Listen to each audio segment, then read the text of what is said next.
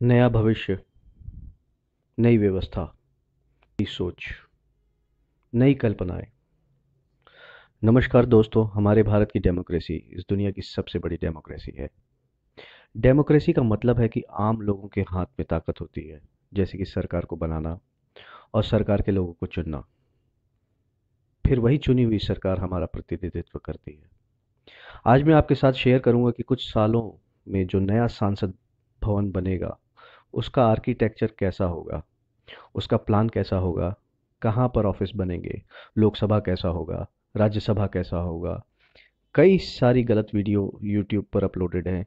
कई TV channel पर भी गलत प्लान दर्शाए गए हैं, जिसमें यह दिखाया गया है कि लोकसभा और राज्यसभा इंडिया गेट और राष्ट्रपति भवन के बीच राजपथ पर बनाने की मंजूरी दी गई है। इसका वीडियो भी मैं आपको दिखाऊंगा कि कैसे गलत प्लान भी लोगों ने अपलोड किए हैं। तो आज मैं आपको बिल्कुल सही और सटीक प्लान शेयर करूंगा। यह सब कुछ शेयर करने से पहले चलिए डालते हैं एक नज़र आज के संसद भवन पर, जो अब आने वाले समय में म्यूजियम के तौर पर खोल दिया जाएगा। संसद भवन राष्ट्रपति भवन के सामने बना हुआ साउथ ब्लॉक, नॉर्थ ब्लॉक आने वाले समय में म्यूजियम के तौर पर खोल दिया जाएगा, जिसे आप आने वाले समय में जैसे लाल किला, अयोध्या या बनारस को देखने जाते हैं, वैसे आज के संसद भवन को, साउथ ब्लॉक को, नॉर्थ ब्लॉक को म्यूजियम के तौर पर देखने जाया करेंगे। तो नए संसद भवन की ओर बढ़ने से पहले पुराने संसद भवन की ओर एक बार नज़र डालते हैं कि वह संसद भवन कैसा था। जिन लोगों को ये जानकारी नहीं है कि संसद भवन क्या है और वहाँ पर कौन लोग बैठते हैं, उनको मैं बता दूं कि देश में दो किस्म के पद होते हैं। एक पद तो पॉलिटिकल पार्टी के खुद के पद हैं। खुद के पद का मतलब ये है मंडल अध्यक्ष, जिला अध्यक्ष, हर क्षेत्र को संभालने के लिए महामंत्री, मंत्री और प्रदेश अध्यक्ष और राष्ट्रीय अध्यक्ष। और इसी पॉलिटिकल पार्टी से जो चुनाव लड़ते हैं, उनकी शुरुआत पार्षद, प्रधान, सरपंच, एमएलसी, एमएलए से गुजरते हुए आखिरी पड़ाव संसद भवन पर होता है, जहां पर जाकर वो लोग सांसद बनते हैं। किसी भी नेता के लिए सांसद बनना आखिरी मंजिल होती है। इस पड़ाव पर आकर कुछ भी ऐसा नहीं बचता जहां का रास्ता उन्हें तय करना है। इन्हीं सांसदों से देश के कैबिनेट मिनिस्टर बनते हैं। इन्हीं सांसद से प्राइम मिनिस्टर बनते हैं। एक सांसद का क्षेत्र इतना बड़ा होता है कि एक सांसद के क्षेत्र में 5 से 7 विधानसभा आती हैं। विधानसभा का मतलब है 5 से 7 एमएलए का क्षेत्र मिलाकर एक सांसद का क्षेत्र बनता है। दोस्तों, आज तक हमने जितने भी ऐतिहासिक मंदिर या किले देखे, तो पहले हम उसे देखते हैं, फिर उसके बारे में जानने की इच्छा होती है या उसके बारे में पढ़ते हैं।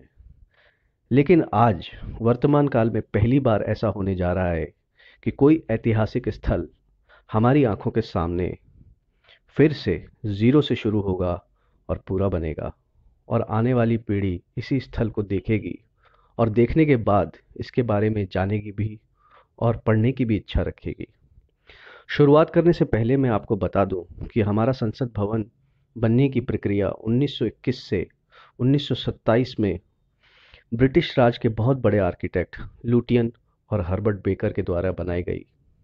इसमें उन्होंने ध्यान रखा कि इस स्थल की पहचान भारतीय सभ्यता से हो और भारतीय संस्कृति की झलक इसमें दिखे। तो उन्होंने संसद भवन की स्थापना रेड स्टोन से की, जो कि मध्य प्रदेश के चंबल क्षेत्र से मंगवाई गई थी। और इसका जो डिज़ाइन था, वो योगिनी मंदिर, जो कि मध्य प्रदेश में स्थित है, ये संसद भवन का डिज़ाइन उसी योगिनी मंदिर से लिया गया था। इस संसद भवन में 3 मुख्य हॉल थे, लोकसभा और राज्यसभा। और जब कभी भी लोकसभा के सांसद और राज्यसभा के सांसद को एक साथ बैठाना होता था, तो उसकी व्यवस्था सेंट्रल हॉल में की जाती थी, क्योंकि दोनों ही हॉलों में, लोकसभा हो या राज्यसभा में, इतनी जगह नहीं थी कि एक साथ दोनों सदनों के सदस्यों को बैठाया जा सके।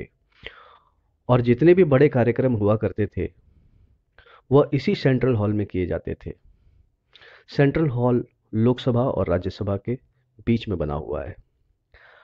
आज हमारा देश आत्मनिर्भर भारत की ओर अग्रसर है, जिसका नारा स्वामी विवेकानंद से लेकर गांधी जी तक ने दिया था कि जब आप अपने ऊपर निर्भर होते हैं, तब आप अपने सुनहरे भविष्य की कल्पना कर सकते हैं। लेकिन जब कभी भी आप दूसरों के ऊपर निर्भर रहेंगे, तो आपका भविष्य उनकी कल्पना पर आधारित होगा। इसलिए जो पुराना संसद भवन था, उसकी स्थापना लुटियन और हर्बर्ट ने की थी, जो कि महान आर्किटेक्ट थे। लेकिन इस बार दुनिया में कई बड़े बड़े आर्किटेक्ट मौजूद हैं, लेकिन इस बार इसकी संरचना, कल्पना और स्थापना की जिम्मेदारी हमारे देश के ही विमल पटेल नामक द्वारा बहुत बड़े पद्मश्री विजेता को दी गई है। उन्होंने अपने करियर में कई पुरस्कार प्राप्त किए, जिसमें सबसे बड़ा पुरस्कार पद्मश्री का है। कई बड़े आर्किटेक्चर की कल्पना इन्होंने की है। जैसे कि मैं बता दूं, लिस्ट तो बहुत बड़ी है, लेकिन जो आप तुरंत समझ में आ जाएगा वो है आईआईएम अहमदाबाद का आर्किटेक्चर। और सबसे ऐतिहासिक स्ट्रक्चर की बात करूं, तो हमारा जो बनारस है, उसमें काफ़ी कंस्ट्रक्शन हुआ है, उसके घाट बनाए हैं, और एक सांस्कृतिक धरोहर को एक नया रूप देने का काम इन्हीं विमल पटेल जी ने अपनी कल्पना के आधार पर इसकी संरचना की। आज उनके कंधों पर देश के सबसे बड़े, और कह लीजिए विश्व में सबसे बड़े प्रोजेक्ट में से एक संसद भवन की संरचना करने की जिम्मेदारी इन्हीं के ऊपर दी गई है। तो नमस्कार दोस्तों, स्वागत है आप सभी का। आइए जान लेते हैं कि पार्लियामेंट विस्टा कैसा होगा, पार्लियामेंट विस्टा में पार्लियामेंट कहाँ पर बनेगा, प्रधानमंत्री आवास का ठिकाना बदलेगा तो कहाँ पर होगा वो स्थित, और बहुत सारे इंटरेस्टिंग फैक्ट्स इंटरेस्टिंग तरीके से जानते हैं इसके फैक्ट्स। स्वागत है आप सबका।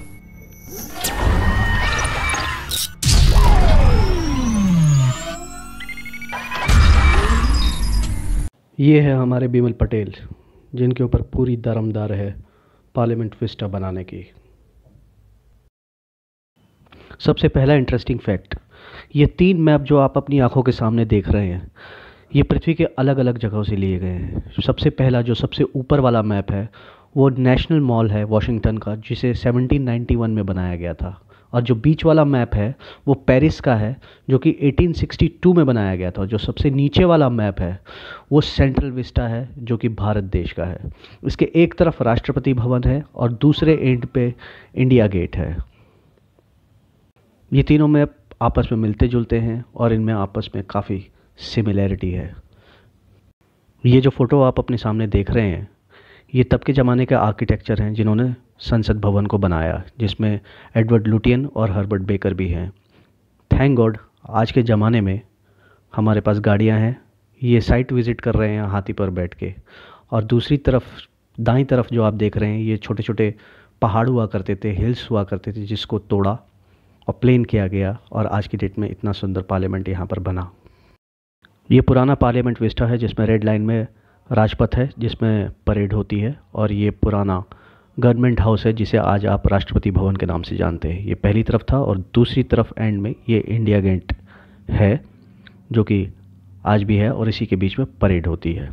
ये है पूरा मैप। इसमें आप जो सबसे लेफ्ट साइड में देख रहे हैं वो है राष्ट्रपति भवन।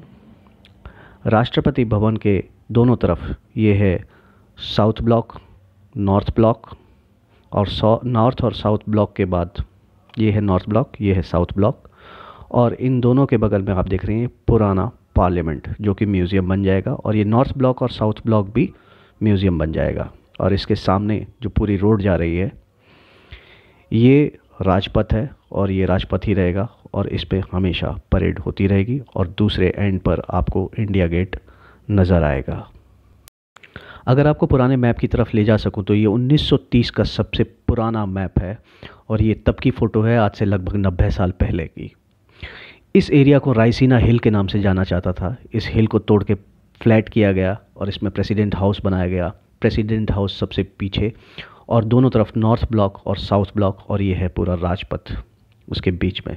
और ये जो गोल जैसा स्ट्रक्चर है, ये था पार्लियामेंट हाउस, और जो कि अभी भी पार्लियामेंट हाउस है, लेकिन ये जल्दी म्यूज़ियम में बदल दिया जाएगा। ये लॉर्ड माउंटबेटन जो आखिरी बार अपने गवर्नमेंट हाउस से निकल रहे हैं, ये तब की फ़ोटो है। और अगर आप दाईं तरफ देखें तो इंडियन फ्लैग है और ब्रिटिश ज़माने का झंडा है। जो कि उस ज़माने की फ़ोटो है जब ये लास्ट टाइम निकल रहे थे, और उसके बाद ही जैसे ही आज़ादी मिली उसके बाद ये नज़ारा था। ये पूरे पार्लियामेंट हाउस में, नॉर्थ ब्लॉक में, साउथ ब्लॉक में, हर जगह पूरी पब्लिक ही पब्लिक नज़र आने लगी। गवर्नमेंट हाउस को बदल के राष्ट्रपति भवन का दर्जा दिया गया। ये है राष्ट्रपति भवन। इसमें किंग जॉर्ज की मूर्ति हुआ करती थी, अब इसे हटाकर इसे मेमोरियल की तरह यूज़ किया जाता है, जहाँ पर कई समारोह होते हैं आज की डेट में। ये काउंसिल इसे कहा जाता है, काउंसिल हाउस, अब इसे पार्लियामेंट हाउस कहा जाता है। अब काउंसिल हाउस नहीं रहा, अब पार्लियामेंट हाउस रहा, जहाँ पर लोकतांत्रिक व्यवस्था है। अगर पुराने ज़माने की आपको फ़ोटो दिखाऊं तो उस समय आप देखेंगे कि ये इस तरीके से बसा हुआ था। इसमें आप बैरक्स देखेंगे, वर्ल्ड वॉर के टाइम पे जो अरेंजमेंट किया गया था वो देखेंगे। ये पुराने ज़माने का मैप है। इसमें अगर आप लेफ़्ट साइड देखेंगे तो 1942 का मैप है, जिसमें ऑरेंज कलर में इतनी आबादी थी, और 1956 में ये ऑरेंज कलर चारों तरफ भर गया है, और इसमें आबादी धीरे धीरे बढ़ती चली गई, और इस तरीके से बिल्डिंग दर बिल्डिंग बनती गई और आबादी बढ़ती गई। ये आज के ज़माने का फ़ोटो है। ये है पूरा पार्लियामेंट विस्टा आज के ज़माने का। इसमें अगर आप ध्यान से लेफ़्ट साइड देखेंगे तो ये है वायु भवन, और राइट साइड है ये रेल भवन। उसके बाद है उद्योग भवन और पुराने बैरक्स जो कि बिल्डिंग के रूप ले चुके हैं, और यहाँ पर सेना का कुछ काम भी होता है। और इसके अगल बगल में दो नहर है, और ये नहर को यमुना तक जोड़ने का भी काम चल रहा है। 1930 की इमेज पर अगर हम ध्यान दें तो ये ऐसा दिखता था, इसका आर्किटेक्चर ऐसा था। और समय के साथ साथ जब मंत्रालय बनाने की आवश्यकता पड़ी तो इस तरीके से इसका विकास होता रहा। राजपाथ के दाईं तरफ और बाईं तरफ दोनों तरफ बिल्डिंगें बनती गईं, और कुछ मिनिस्ट्रीज़ का काम यहाँ पर चलने लगा। अब क्या बदलाव आएंगे उसे देखते हैं। ये जो येलो डॉट्स आप देख रहे हैं मैप में, ये पूरी मिनिस्ट्रीज़ हैं जो कि पूरी दिल्ली में फैली हुई है। बहुत सारी मिनिस्ट्रीज़ हैं हमारे देश में, जिसमें से आपको जान के ताज्जुब होगा, आधे से भी कम मिनिस्ट्री केवल इस सेंट्रल विस्टा के अंदर आती है, बाकी पूरी दिल्ली में फैली हुई है। तो पहला काम ये होगा कि सारी मिनिस्ट्रीज़ को एक जगह पर लाया जाएगा। अब कैसे लाया जाएगा, कि जो लाल कलर का आप देख रहे हैं इसमें मैप में डायमंड शेप में है, और दो नॉर्थ ब्लॉक और साउथ ब्लॉक के अगल बगल हैं, और कुछ इंडिया गेट के अगल बगल है। ये वो भवन है और कुछ वो बैरक्स हैं, वो बिल्डिंग्स हैं जिनकी आज की डेट में कोई ज़रूरत नहीं है। इनको यहाँ से शिफ्ट किया जाएगा और इनकी जगह पर यहाँ पर सारे मंत्रालय लाए जाएंगे। अगर आप ध्यान से देखें तो ये नॉर्थ ब्लॉक और साउथ ब्लॉक होने की वजह से लोगों का रास्ता रुका हुआ है, जो कि बिल्कुल रेस्ट्रिक्टेड एरिया में आ जाता है, और कई बार यहाँ से वो ट्रैवल नहीं कर पाते। इसके अलावा अगर आप इसके सामने वाले उस पे पैसेज पे देखेंगे, जो कि राजपथ है आज की डेट में, उसमें उसका जो स्पेस का यूटिलाइजेशन है वो ठीक से नहीं है। कई गाड़ियाँ खड़ी रहती हैं, कई सारी चीज़ें ऐसी है जिससे कई अवरोध पैदा होते हैं, लोगों के लिए भी और ऑफिशियल्स के लिए भी। इसके अलावा अगर आप देखेंगे जो उसके अगल बगल गार्डन है, इसका स्पेस अच्छे से यूटिलाइज नहीं किया गया है, और ये कुछ ऐसा नहीं बना है जो मेमोरी में याद रहे। ये जो परेड होती है उसके लिए भी स्पेस प्रॉपर अच्छे से नहीं मिल पाता है, और हर बार परेड होने की वजह से इसके अगल बगल जो चेयर बिछाई जाती हैं और जो सारा इंतज़ाम किया जाता है जिससे इसको बहुत नुकसान पहुंचता है, तो इन सारी चीज़ों पर ध्यान दिया गया है, और इस पे नुकसान ना पहुंचे तो इन सब चीज़ों पर भी ध्यान दिया जाएगा और नई चीज़ें बनाई जाएंगी इस जगह पर भी। तो हम अपने भारत देश का पार्लियामेंट विस्टा क्यों बदल रहे हैं, इसका उत्तर जानने के लिए दूसरे पार्लियामेंट विस्टास के ऊपर नज़र डालनी होगी। ऊपर देख रहे हैं वाशिंगटन डीसी का विस्टा है, जो कि बहुत कंफर्टेबल है, बहुत ही मेमोरेबल है, बहुत ही खूबसूरत है, बहुत ही यूज़फुल है। और जो लोग ऑस्ट्रेलिया गए हैं कैनबरा, उनके पार्लियामेंट विस्टा ऐसा दिखता है, और जो पेरिस गए हैं उनका पार्लियामेंट विस्टा ऐसा दिखता है, जो कि मेमोरेबल है, कंफर्टेबल है, खूबसूरत है, जिसे हमेशा आप याद रखते हैं। तो क्यों ना हम भी अपने पार्लियामेंट विस्टा को बदलें, खूबसूरत बनाएं, कंफर्टेबल बनाएं, मेमोरेबल बनाएं, साफ़ सुथरा बनाएं, ऑर्गेनाइज्ड बनाएं, और थोड़ा यूज़फुल बनाएं। सारी मिनिस्ट्रीज़ को एक तरफ लेके आएं, सारे ऑफिसेज़ को एक तरफ लेके आएं, सारे पब्लिक को अच्छी सुविधा दें, कोई ऑब्स्ट्रक्शन ना हो, कोई रेस्ट्रिक्शन ना हो, सब कुछ ऑर्गेनाइज्ड हो। तो देखते हैं उसको कैसे किया जाएगा। तो आइए देखते हैं कि कैसा बनेगा सेंट्रल विस्टा। ये एक इसका रफ स्केच है। तो ये इसका मॉडल है कि कैसे हम इसको बनाएंगे। तो आइए कुछ पुराने मैप्स पे नज़र डालते हैं।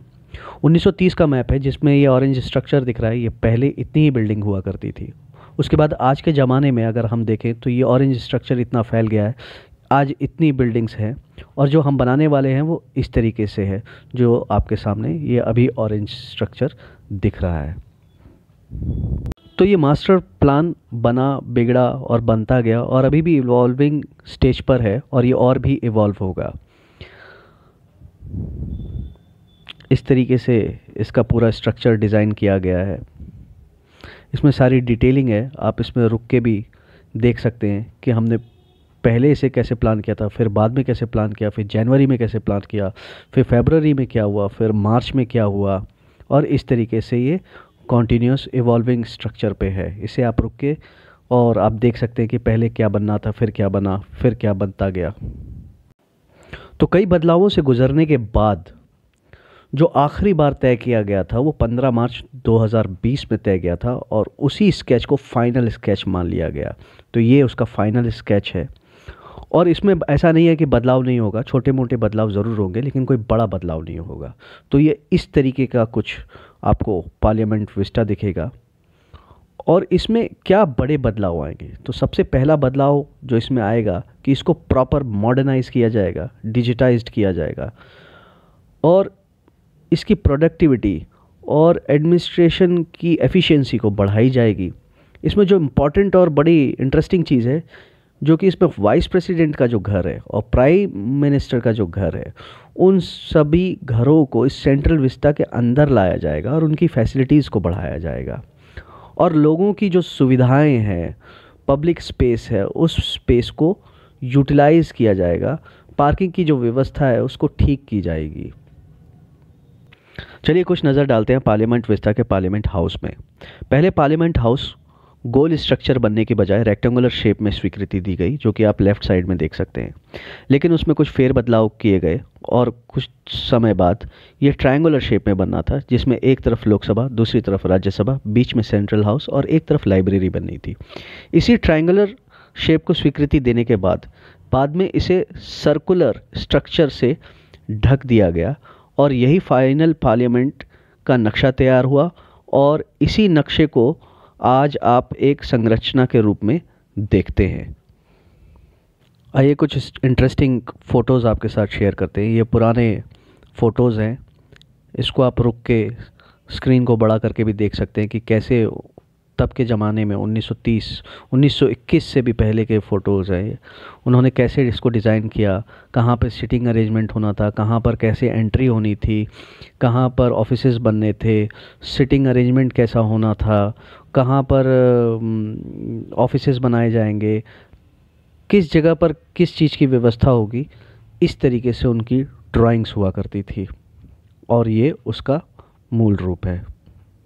तो आइए देखते हैं कि क्या बदलाव होगा। तो ये है लोकसभा का नया हॉल। इसमें सेंटर में लास्ट की तरफ आप देखेंगे तो स्पीकर की चेयर है और बाकी चारों तरफ इसके मेंबर्स की चेयर्स हैं। और ये है एंट्रेंस से, अगर आप हॉल के अंदर घुसते हैं तो एंट्रेंस से कैसा दिखाई देगा ये हॉल। सामने आपके स्पीकर का चेयर है। स्पीकर जब अपनी चेयर पर बैठेंगे तो उनके व्यू से उनको कैसा दिखेगा उनका हॉल, ये उसका व्यू है। और इसमें अगर आप एक इम्पॉर्टेंट चीज़ देखेंगे तो ऊपर की तरफ आपको एक जाली नुमा डिज़ाइन दिखेगा, जिससे हमेशा हॉल के अंदर एक फ्रेशनेस बनी रहेगी। साथ में अगर सनलाइट का भी कोई अवरोध इसमें नहीं रखा गया है। अगर सनलाइट आनी होगी तो सनलाइट भी इसके अंदर आएगी। पहले ऐसा ये चैम्बर नहीं हुआ करता था। उसके बाद ये ग्रीन कलर का बीच में देखेंगे दीवार में, तो ये पब्लिक गैलरी है, जो जैसे कि पहले दर्शक दीर्घा हुआ करती थी, लोग आते थे बैठते थे, तो उसकी पब्लिक गैलरी बनाई गई है। उसके अलग अलग किस्म की पब्लिक गैलरी होती है। वीआईपीज़ के लिए अलग होती है, डिग्निटरीज़ के लिए अलग होती है और नॉर्मल लोगों के लिए अलग होती है। तो ऊपर फ्रेश एक नया डिज़ाइन उन्होंने कॉन्सेप्ट डिज़ाइन किया। उसके बाद पब्लिक गैलरी डिज़ाइन की है और उसके बाद एमपीज़ के लिए डिज़ाइन किया गया है। इसमें कोई सेंट्रल हॉल नहीं है। उसका कारण ये है कि ये इतना बड़ा हॉल है कि इसमें 900 के आसपास बैठने की कैपेसिटी है और ये चेयर्स इतनी बड़ी है कि अगर देखा जाए तो इसमें 1335 लोग एक साथ बैठ सकते हैं। ये इसकी एंट्रेंस है, ये लाउंज है। इस लाउंज से आप होते हुए अंदर की तरफ जाते हैं और इस लाउंज के बाद अगर मैं आपको दिखाऊं तो लोकसभा के बगल से एक और लाउंज बना हुआ है, पब्लिक सिटिंग्स है, ये स्पीकर का रूम है। आइए देख लेते हैं कि राज्यसभा में क्या बदलाव है। राज्यसभा और लोकसभा का लगभग एक ही डिज़ाइन है लेकिन फिर भी काफ़ी डिफरेंस है। ये ऑनरेबल चेयरमैन का व्यू है कि ऑनरेबल चेयरमैन जब चेयर पर रहेंगे तो उन्हें कैसा लगेगा देखने में। डिज़ाइंस में काफ़ी बदलाव हैं। ये एक दूसरा एंगल है। ये एंट्री की तरफ से जब कोई एमपी ऑनरेबल एमपी एंटर करेंगे तो उनको कैसा दिखाई देगा, ये तीसरा व्यू है।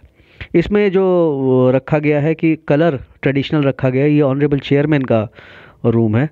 कलर में कोई फेर बदलाव नहीं किया गया है क्योंकि ये एक ट्रेडिशनल कलर हुआ करता था कि लोकसभा ग्रीन कलर का हुआ करता था और राज्यसभा रेड कलर का हुआ करता था। तो लोकसभा आज भी ग्रीन कलर के ही कलर से डिज़ाइन किया गया है और राज्यसभा रेड कलर के कलर से ही डिज़ाइन किया गया है। और ये जो आप अभी फ़ोटोज़ देख रहे हैं ऊपर, ये पुराना लोकसभा था। इससे कई गुना बेहतर अब जो हॉल बनेगा उसको मैंने आपको दिखाया। आइए अब टेक्नोलॉजी की बात करते हैं। पुराने ज़माने के बहुत सारे आउटडेटेड डिवाइसेस लगे हुए हैं, इनका आज के ज़माने में कोई यूज़ नहीं है, कोई भी कॉम्पीट नहीं कर पाता। अब हर डेस्क के सामने एक सोफिस्टिकेटेड डिवाइस लगा रहेगा जो कई महीनों में एमपीज़ के लिए यूज़फुल रहेगा। पहले एमपीज़ नोट्स बना के लाते थे, लिख के लाते थे और उससे उन्हें पढ़ना पड़ता था। अब हर चीज़ आपके सामने होगी और मॉडर्नाइज डिवाइस में होगी। पार्लियामेंट हाउस को तीनों तरफ से ऑफिसेस से घेरा गया है। इसमें 108 ऑफिस होंगे और सारे ऑफिसेस इस तरीके से दिखेंगे। इसमें नेचुरल सनलाइट आ सकेगी और सबका एंट्रेंस और एग्ज़िट उसके पेरिफेरल पर होगा। उसका कॉरिडोर कुछ इस तरीके से दिखाई देगा। ये कॉरिडोर लीड करेगा ऑफिसेस की तरफ और सारे ऑफिसेस प्रॉपरली वेंटिलेटेड रहेंगे। ये इसका तीसरा इम्पॉर्टेंट पार्ट है जो कि एमपीज़ के लिए लाउंज बनाया गया है। इसमें कोई दूसरा नहीं आ पाएगा। इससे होगा ये कि एमपीज़ को, पब्लिक को या किसी भी इनफॉर्मल मीटिंग को उसके लिए उसे अपने चैम्बर में लाने की ज़रूरत नहीं है। इसी लाउंज में वो किसी भी तरह की फॉर्मल इनफॉर्मल मीटिंग कर सकते हैं जिसमें उन्हें चैम्बर में लाने की कोई आवश्यकता नहीं है। ये लाउंज अगर आप देखें ध्यान से तो इसमें भी नेचुरल सनलाइट और सारी चीज़ों की सुविधाएं रहेंगी।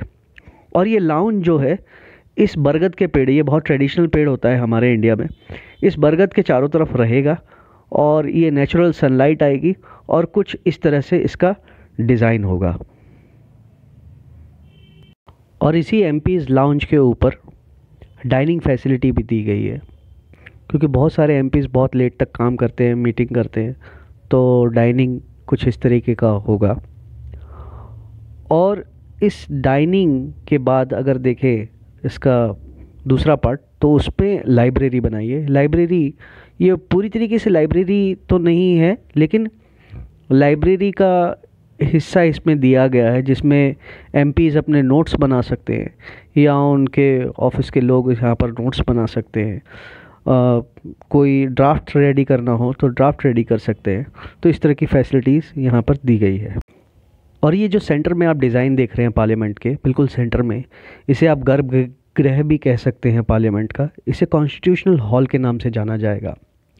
कॉन्स्टिट्यूशनल हॉल पब्लिक के लिए होगा। जो पब्लिक गैलरी में आती है, बैठती है, तो वो इसी पैसेज के थ्रू जाएगी। यहाँ पर कई सारी ऐसी चीज़ें डिस्प्ले में लगाई जाएंगी जो कि बहुत इंस्पायरिंग होगी, बहुत अट्रैक्टिव होगी। तो ये गैलरीज़ में बहुत सारी चीज़ें एग्जीबिशन के लिए लगाई जाएंगी।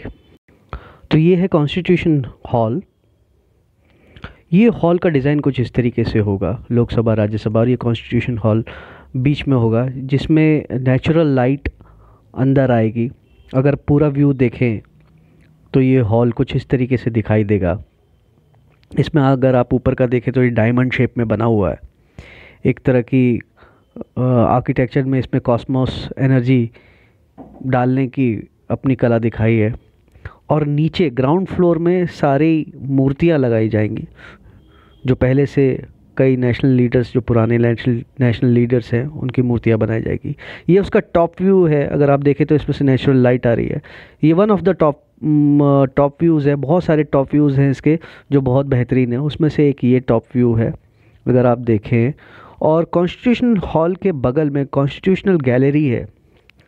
इस गैलरी में, ये गैलरी कुछ इस तरीके से दिखाई देगी, और इस गैलरी में सामने अगर आप देखेंगे तो उस जगह पर इस तरीके से ग्लास में ओरिजिनल कॉन्स्टिट्यूशन डिस्प्ले होगा, और ये गैलरी कुछ पास से इस तरीके से दिखेगी। इसमें भी अगर आप ध्यान से देखें तो ऊपर से नेचुरल लाइट आ रही है। अभी तो ये इमेजिनेशन है, बट बनेगा इससे और ख़ूबसूरत। और ऊपर से इस तरीके से नेचुरल लाइट आएगी। वो ग्लास शील्डेड होगा, ऐसा नहीं है कि बिल्कुल ओपन होगा कि हवा आएगी या कुछ आएगी, ऐसा नहीं है। बट ये कुछ इस तरीके से दिखाया जाएगा। तो अगर आप ध्यान से देखें तो ये ऊपर वाला पार्लियामेंट है पुराना, और ये नीचे वाला नया पार्लियामेंट है। तो दोनों का स्ट्रक्चर अगर आप देखें तो ध्यान से, तो कोई एक दूसरे पर डोमिनेट नहीं कर रहा। दोनों की हाइट सेम है, डिज़ाइन सेम है। ये उसके कुछ नए कॉलम्स हैं, नए ग्राफिक्स हैं। इस पे ये लोग और भी इसे अपडेट करेंगे और भी इसे अच्छा बनाएंगे, लेकिन अंततः कुछ इस तरीके से दिखेगा। ये इसकी एंट्री कुछ इस तरीके से दिखेगी, और इस खूबसूरती से ये दोनों पार्लियामेंट एक दूसरे के सामने हैं। इसमें जो सबसे इम्पॉर्टेंट चेंज इन्होंने किया है कि अब तक पार्लियामेंट हाउस इतना छोटा था, हालांकि बहुत बड़ा है, लेकिन इतना छोटा था कि मेंबर ऑफ पार्लियामेंट का चैम्बर नहीं हुआ करता था। चैम्बर उनके पहले घर में हुआ करता था। केवल मिनिस्टर्स का एक छोटा छोटा चैम्बर हुआ करता था, वो भी स्पेस की प्रॉब्लम की वजह से। लेकिन अब आप देखेंगे तो गोल जैसा जो दिख रहा है वो, और उसके बगल में डायमंड शेप का न्यू पार्लियामेंट है, और उसके ठीक ऊपर ऑरेंज कलर का जो स्ट्रक्चर है वो चैम्बर्स बनाया गया है मेंबर ऑफ पार्लियामेंट के लिए, जो कि एक बहुत ही बड़ा कदम लिया गया है मेंबर ऑफ पार्लियामेंट के लिए। तो वहाँ पर अभी पुरानी कुछ मिनिस्ट्रीज़ हैं, उसको हटा के मेंबर ऑफ पार्लियामेंट का चेयरमैन वहाँ पर, चैम्बर्स वहाँ पर बनाया जाएगा। अगर आप देखें तो ये ब्लैक डॉट्स बनाए गए हैं, ये मिनिस्ट्रीज़ हैं जो सेंट्रल विस्टा से काफ़ी दूर दूर मिनिस्ट्रीज़ हैं। इन सारी जो ब्लैक डॉटेड जो इस पे मैप में शो कर रही है, इन सारे मिनिस्ट्रीज़ को उठा के सेंट्रल विस्टा में रखा जाएगा। और इसमें कुछ ऐसे डिपार्टमेंट्स हैं सेंट्रल विस्टा में जिनका वहाँ पर रहना या ना रहना कोई ख़ास इम्पोर्टेंस नहीं रखता।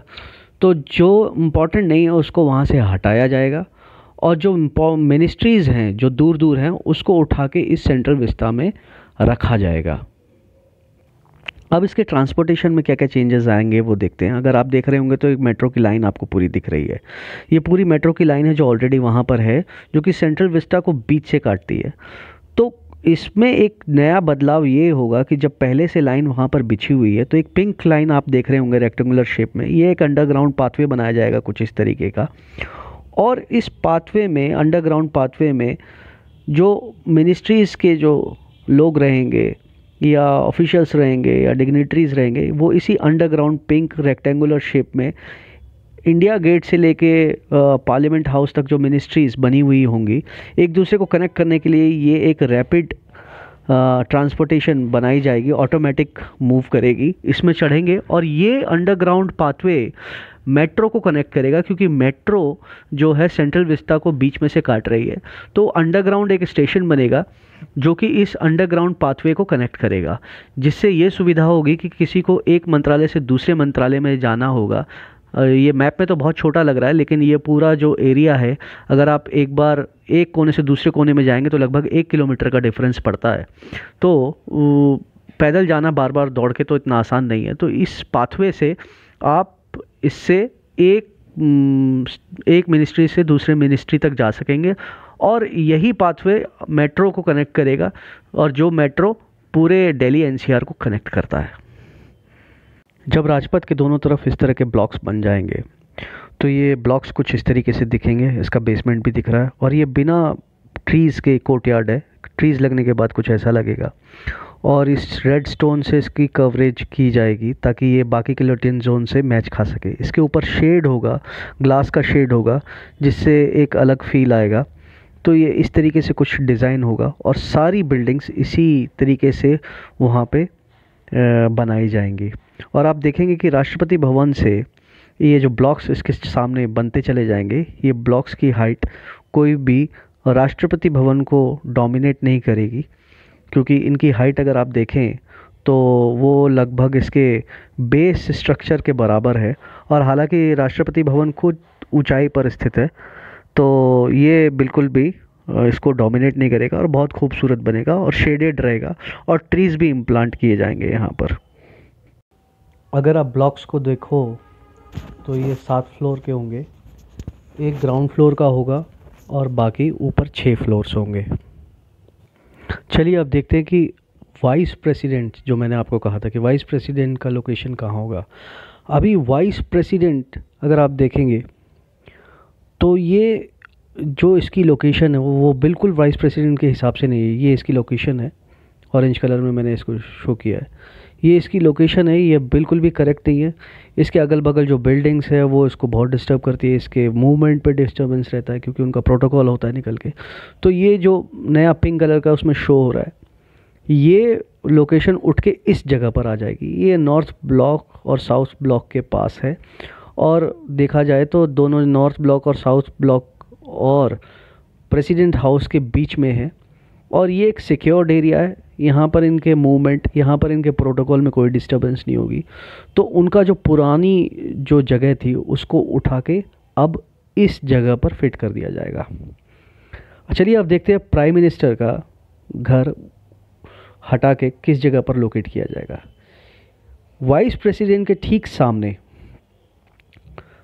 प्राइम मिनिस्टर का अब नया ठिकाना होगा। देखा जाए तो वाइस प्रेसिडेंट और प्राइम मिनिस्टर का घर आमने सामने होगा, और जो पुराना जो उनका था हटमेन टाइप का, बहुत सारे घर मिला के एक घर बनाया था, अलग अलग हॉल्स थे और अलग अलग ब्लॉक्स थे, उन सारे ब्लॉक्स को और घरों को और हटमेंट्स को मिला के एक उनका घर बनाया गया था जिसे 7 रेस कोर्स के नाम से जानते हैं। अब वो वैसा नहीं रहेगा। अब ये जो आपको ऑरेंज कलर का दिख रहा है ये भी बिल्कुल सिक्योर्ड प्लेस पर रहेगा। प्रेसिडेंट हाउस और नॉर्थ ब्लॉक और साउथ ब्लॉक के बीच की जो जगह बनती है उसमें एक तरफ वाइस प्रेसिडेंट का घर रहेगा और दूसरी तरफ प्राइम मिनिस्टर का घर रहेगा। तो ये होगी उनकी नई लोकेशन। और अगर आप देखोगे तो ये डायमंड शेप का है जिसमें पुराना पार्लियामेंट और नया पार्लियामेंट बनेगा, और ये एक दूसरा डायमंड शेप है जहाँ पर अभी आर्मी ऑफिसेस के कुछ ऑफिसेस हैं, जहाँ कई ट्रेनिंग सेंटर हैं और कुछ चीज़ें हैं जो कि इतना इम्पॉर्टेंट नहीं है कि वो पार्लियामेंट विस्टा में रहे। पार्लियामेंट के पास पार्लियामेंट की ही रिलेटेड चीज़ें रहनी चाहिए। तो इस चीज़ को यहाँ पर रहना या ना रहना कोई ख़ास इम्पोर्टेंस नहीं रखता, क्योंकि बहुत सारे ट्रेनिंग सेंटर हैं इसके पास। तो इसको, इस हटमेंट्स को यहाँ से रिमूव करके इस जगह को प्राइम मिनिस्टर ऑफिस के रूप में बदला जाएगा।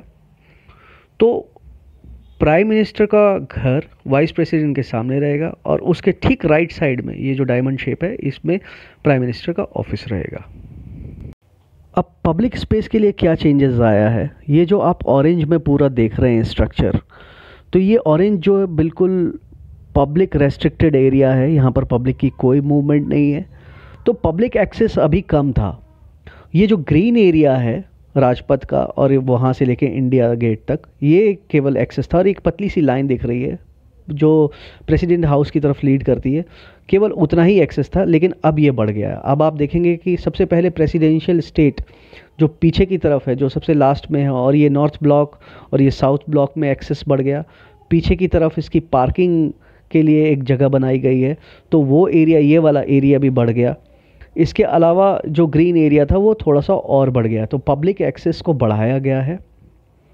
और इसके अलावा सेंट्रल विस्टा में जो पब्लिक एरिया था उसको और ओके करेंगे, और ये म्यूज़ियम के तौर पर इसको यूज़ करेंगे। और इसके अलावा और भी कई स्ट्रक्चर्स हैं उसको म्यूज़ियम की तरह बनाएंगे, और इसमें एक नया म्यूज़ियम भी बनाने का एक प्लान है। इसमें आप देखेंगे कि पुराने आर्किटेक्चर में कई ज्योमेट्रिक डिज़ाइंस थे, कुछ इंडियन इसमें आर्ट्स थी, और पुराने समय के और इंडियन डिज़ाइन से रिलेटेड कई सारी कलाकृतियाँ थी, ज्योमेट्रिक फिगर्स थे। तो ये पुराने स्ट्रक्चर से यहाँ से इस चीज़ को ये लोग लेंगे। ये उसके कारपेट थे और बहुत सारी ऐसी शिल्प की कलाएं थी, बहुत सारी ऐसी चीज़ें थी जो डिज़ाइंस वो लोग वहाँ से बोरो करके, जिसे छोड़ा नहीं जा सकता, उसे उठा के वो सेंट्रल विस्टा नए पार्लियामेंट में इसे इम्प्लांट करेंगे, डिज़ाइन करेंगे और कुछ चीज़ें डायरेक्टली वहाँ से निकाल के इस नए पार्लियामेंट विस्टा में, पार्लियामेंट हाउस में लगाएंगे। और कई सारे ऐसे डिज़ाइंस हैं जो बिल्कुल यूनिक इन नेचर हैं, उस चीज़ को भी ये लोग लगाने का, नए पार्लियामेंट में लगाने का काम करेंगे। और सेंट्रल विस्टा में भी इसकी कई झलक देखने को मिलेगी। ये इस चीज़ की के कयास लगाए जा रहे हैं और ये बहुत ही खूबसूरत, यूज़फुल, कंफर्टेबल, मेमोरेबल होने वाला है, ऐसा सबका मानना है। और इसमें पैसा भी बहुत खर्च हो रहा है और बहुत बड़े बड़े लोग इसमें इन्वॉल्व हैं इसे बनाने में। और इसमें सबकी आशाएं बहुत ज़्यादा जुड़ी हुई हैं। आशा है कि ये पूरी वीडियो और पूरा स्ट्रक्चर आपको पसंद आया होगा और इससे जुड़ी कुछ इम्पोर्टेंट मैप्स और फोटोज़ भी मैं आपके साथ अभी शेयर करता हूँ। तो I hope you like it. Thank you so much. जय हिंद।